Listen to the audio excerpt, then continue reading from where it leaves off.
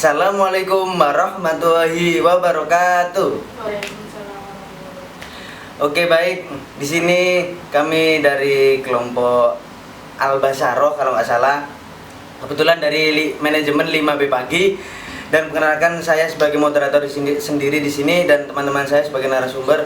Dengan saya Australia Nur Quran Esa, NIM 1803010198, kebetulan dari manajemen 5B Pagi juga. Mbaknya siapa kalau boleh tahu? Nama saya Ellen Yolana, NIM 1801135 dari kelas manajemen 5B Pagi. Mbak sebelahnya? Sania Fana Surmila dengan NIM 1803011096. Mbak sebelahnya lagi? Nama saya Sukmawati dari manajemen 5B Pagi dengan NIM 180301110. Oke, baik. Di sini kami bersama teman-teman, ada kebetulan teman saya yang lagi jauh di Tuban karena ada keperluan keluarga. Dia belum bisa hadir di sini, tapi kita bisa menghubungi dia via video call. Perkenalannya.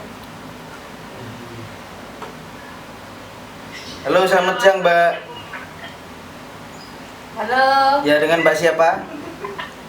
Perkenalkan, nama saya Dinda Ibu Madani. Iya. 803011 sebelumnya. Mohon maaf ya, karena nggak bisa bergabung saya. Oke, nggak apa-apa, Mbak. Aku sedih. Saya kasihkan ke teman narasumber lainnya. Oke, di sini teman-teman ini mau membahas tentang halal dan haram sebuah produk yang diproduksi atau dikonsumsi atau diperjualbelikan lah intinya. Memulai dari Mbak Ellen Yolana kalau nggak salah. Mengapa ada banyak barang atau jasa itu diharamkan dalam Islam yang tidak boleh diproduksi, dijual maupun dikonsumsi sekalipun? Kalau menurut saya sih, kenapa bisa halal atau haram? Kenapa ada barang halal atau haram gitu? Iya. Karena semuanya kan sudah diatur dalam Al-Quran kan. Mana barang atau jasa yang haram untuk diperjualbelikan, untuk dikonsumsi, itu kan semua bersumber dari Al-Quran dan juga hadis kan. Jadi sudah ada aturannya dalam Islam. Kalau menurut saya sih gitu. Menurut Mbak Ellen seperti itu. Nah, untuk dari Mbak Sani sendiri gimana? Ya, saya dapat juga. Ya, pendapat juga seperti itu. Iya. Kalau dari Mbak Suma sendiri? Sama sependapat, karena Al-Quran sendiri kan tiang aturan, tiang pegangan umat Islam. pedoman. Ya, pedomannya kita pedoman. sebagai umat Islam. Siap-siap. Dari Mbak Wilda sendiri gimana, Mbak Wilda? Gimana tadi pertanyaannya? Mengapa ada banyak barang atau jasa itu diharamkan dalam Islam yang tidak boleh diproduksi, dijual maupun dikonsumsi sekalipun? Baik, saya akan menjawab pertanyaan dari Mas Australi. Kenapa sih banyak barang yang tidak diperbolehkan diproduksi dalam Islam? Kalau menurut saya, kenapa? Karena Islam juga tahu ada manfaat atau enggak dari barang tersebut. Jika barang tersebut tidak memberi manfaat dan malah memberi keburukan, pasti Islam melarangnya. Dan juga banyaklah hal-hal lagi yang membuat Islam melarang kita untuk mengkonsumsi ataupun memproduksi barang-barang tersebut. Oh, gitu. Nah, menurut dari narasumber teman-teman ini, apa saja risiko atau dampak bagi pribadi dan bagi masyarakat apabila barang atau jasa tersebut masih tetap diproduksi, dijual, dan dikonsumsi? Menurut dari Mbak Ellen gimana? Kalau menurut saya sih yang pasti nanti kan, kalau secara hukum, Ya. kita kan kalau kita langgar hukum Islam pasti kan udah jelas ya, nantinya kita berdosa. Ya. Dapat. Terus yang kedua, menurut saya bisa juga kita dapat sanksi pidana. Ya. Ataupun sanksi sosial dari masyarakat. Menurut saya kayak gitu. Contoh, saya ambil cash barang ya. Iya, barang. Barang aja, barang ataupun suatu produk yang halal Ya. untuk diperjualbelikan. Contohnya kayak kita produksi bakso daging babi kayak gitu kan. Lah itu kan dalam Islam kan dilarang. Yeah. Yang pertama kan kita pasti dosa kan. Yang kedua sanksi pidana. Kenapa kok bisa sanksi pidana? Karena di Indonesia pun itu dilarang dalam hukum Indonesia.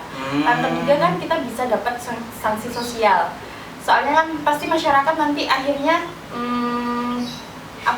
menghindari kita kan. Oh, ini nih jualan daging babi orangnya gini-gini. Pasti kan nanti orang-orang menghindari kita gitu kan, sanksi sosial. Ya, jadi betul. kayak dijauhi sama tetangga-tetangga atau masyarakat gitu. Menurut saya sih kayak gitu. Emang ada ya di Indonesia ini yang jual bakso dengan daging babi ya, Mbak? Ya, adanya nasi goreng, Pak. Ada di Surabaya. Setahu saya sih nggak ada ya yang berbau bakso dibikin daging babi. Yang saya tahu itu dibikin seperti kayak rendang gitu kan, babi terus dibikin kayak daging rendang, setahu saya sih. Tapi kalau bakso saya belum tahu. Ada. Kalau Gimana di kalau tempatku dulu kan itu yang kasus bakso granat, pernah nggak? Oh, di daerah sana. Itu Oh. ada. Terus ada juga yang pakai daging tikus gitu. Hmm. Nah, menurut saya sih kayak gitu. Oke, baik. Untuk Mbak Sani, gimana Mbak Sani ya? Mungkin ada tambahan untuk pertanyaan nomor 2? Tampaknya mungkin ini ya, minatnya sedikit karena di sini lebih banyak orang Islamnya, Mayoritasnya muslim. mayoritas orang Muslim.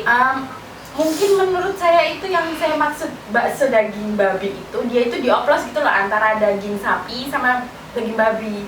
Jadi kita tuh nggak tahu gitu kalau itu tuh daging babi gitu. Nah, Mbaknya tahu dari mana kalau itu daging babi? Nah, Mbaknya kan- pakai ke lab atau gimana? Pasti kan orang yang pernah ngerasain gitu kan. Oh. Terus biasanya itu kan orang-orang ya pasti curiga, kok ini kok rasanya biasanya lebih enak atau lebih gimana. Terus kan nanti biasanya ada pemeriksaan dari Badan BPOM ataupun dari iya. MUI atau seperti apa, kan biasanya ada penyelidikan gitu kan. Pasti kan Ya, orang betul. sekitar juga bisa curiga kan, oh kok ini orang gini-gini, ada laporan dari masyarakat. Nantinya pasti kan dia itu disidak lah istilahnya rumahnya atau gimana. Biasanya kan ketahuan dari situnya. Iya. Oke, cukup. Untuk dari Mbak Suma sendiri gimana? Pendapat juga, tapi cuman kalau buat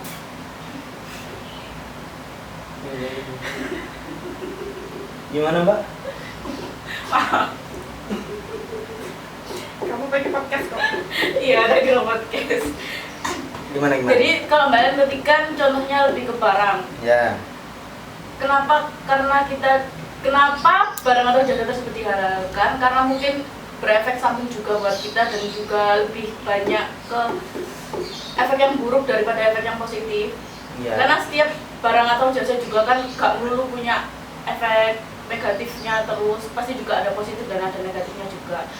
Mungkin kalau di jasa itu bisa kayak apa sih, pinjaman itu loh yang bunga besar, kan ada sih sekarang pinjaman dengan bunga besar. Nah itu kan gak baik juga buat ya. Islam.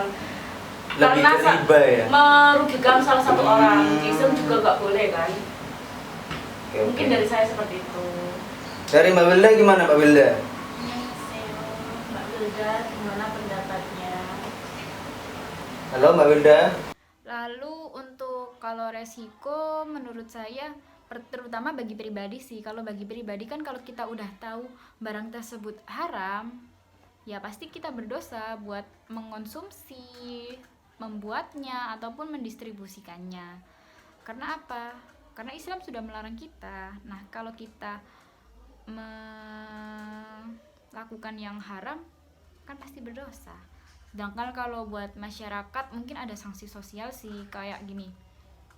Kalau kita anggap aja biasanya yang haram yang masih banyak di sekitar itu kan minuman alkohol tuh. Nah, itu kan kalau ada misalnya ada teman atau saudara kita yang suka minum alkohol gitu, pasti masyarakat yang lain juga menanggapnya negatif kan, walaupun entah kita nggak tahu orang itu baik atau buruk, tapi pasti banyak yang dari kita yang menganggapnya negatif gitu. Ya mungkin jawabannya itu saja karena kondisi sinyal juga di Tuban, karena di rumahnya di agak sedikit pelosok juga. Menyinggung pertanyaan yang dampak atau resiko dari produksi barang atau jasa ini, saya ada sebuah pertanyaan buat kalian semua. Rata-rata kan barang dan jasa-jasa cuma saya dari Mbak Suma. Kalau pertanyaan saya gini, orang Islam yang membuka sebuah kafe yang di dalamnya dibikin diskotik, yang ada semuanya ada minuman yang beralkohol, itu menurut kalian gimana? Soalnya kan gini, banyak orang bernafsir lebih tepatnya menyalahkan beliau karena membuka hal tersebut, tapi target penjualan dia aslinya untuk orang-orang yang non-is. orang-orang yang beragama-agama yang lain yang benar-benar suka mengonsumsi hal tersebut. Menurut kalian gimana? Kalau ada orang Islam yang masuk ke situ terus banyak yang lebih menghina yang punya gitu. Seakan-akan yang salah yang punya, padahal yang salah menurut saya pribadi yang salah ya yang masuk gitu loh. Tergantung diri ya kan. Dari kalian gimana, dari teman-teman narasumber? Sebelumnya kita tanya dulu ya. Ini yang membuka ini orang Islam atau non Islam? Kebetulan kalau misal Islam gimana? Kalau non Islam, kalau Islam, menurut saya ya, pendapat saya pribadi itu udah salah sih. Karena apa? Jelas-jelas kan kita harus memperjualbelikan atau membuat suatu bisnis yang memang halal dan yang sesuai dengan syariat Islam, kan seharusnya memang begitu. Untuk sanksi sosial itu kan tergantung pada masing-masing orang ya. Ada memang kan kita nggak bisa samain orang, ada yang menghujat, ada yang ya udah aja gitu kan. Cuman kalau menurut saya, kalau memang orangnya Islam seharusnya sebisa mungkin lah jangan gitu. Menurut saya sih begitu. Karena memang membuka aja berarti itu kan kayak udah melanggar gitu. Kenapa nggak yang lain, cari alternatif lain gitu. Mungkin kalau non Islam sih nggak masalah karena mereka kan aturan mereka berbeda lah dengan kita kayak gitu. Kalau dalam Islam mungkin itu disebutnya haram sababi. Haram sababi itu kayak sebabnya apa? Sebabnya kan mengajak orang, bukan mengajak sebenarnya, kita kan membuka tapi kan akhirnya orang-orang juga terajak gitu. Karena sebabnya gitu. Baik. Dan untuk pertanyaan yang ketiga dari Mbak Suma dulu. Biar agak muter sedikit. Apa maslahat atau kebaikan yang bisa dinikmati oleh pribadi atau masyarakat apabila setiap insan memilih yang halal dan meninggalkan yang haram? Pasti ada lah, tujuannya Allah itu ngasih. Oke, baik, mohon maaf tadi ada sedikit kendala, bahwasanya baterai di kamera tiba-tiba habis dan kita cuman bikin video berempat tanpa ada bantuan sama sekali dari teman-teman karena pandemi juga ya kan. Ya, kita kembali ke pertanyaan terakhir atau yang ketiga, yaitu apa maslahat atau kebaikan yang bisa dinikmati oleh pribadi atau masyarakat apabila setiap insan memilih yang halal dan meninggalkan yang haram. Oke, dari Mbak Suma sendiri bagaimana? Kebaikannya menurut aku sih pasti karena kita kebaikannya sih menurut aku kita akan mendapatkan pahala dari apa yang kita tinggalkan. Karena yang haram itu seperti yang kita tahu kan punya efek yang buruk buat kita. Selain kita dapat positifnya di tubuh kita, juga di keseharian kita juga kita juga dapat pahala gitu. Gitu. Dari saya seperti itu. Bagus. Terima kasih Mbak Suma. Dan dari Mbak Sania Afas sendiri gimana? Ya, alhamdulillah pastinya kalau meninggalkan yang haram kan mendapatkan pahala ya. Terus juga itu kalau nggak salah sesuai dengan ajaran Islam, Muhammadiyaan. Gitu. Tujuan dibentuknya memuliakan, meninggalkan yang buruk dan menjalankan yang benar. Gitu. Subhanallah. Oke, baik, dari Mbak Ellen Yolana sendiri gimana? Kalau saya sih sama. Intinya kan kita nanti dapat pahala kan kita menjalankan kebaikan, meninggalkan yang buruk. Terus sih apalagi ya? Ya mungkin lebih tenang lah ya. Gitu.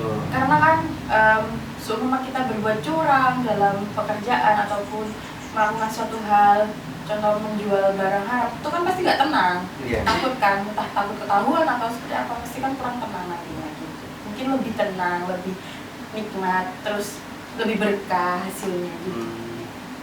Saya pun pribadi ya mungkin sependapat dengan teman-teman bahwasanya yang halal mungkin lebih baik dijalani aja lah dulu daripada harus mengonsumsi atau menjual yang berbau haram gitu loh. Kan dari Islam sendiri mengajarkan lebih baik yang halal aja lah gitu loh, nggak usah yang haram-haram. Dan untuk Mbak Wilda sendiri gimana untuk Mbak Wilda?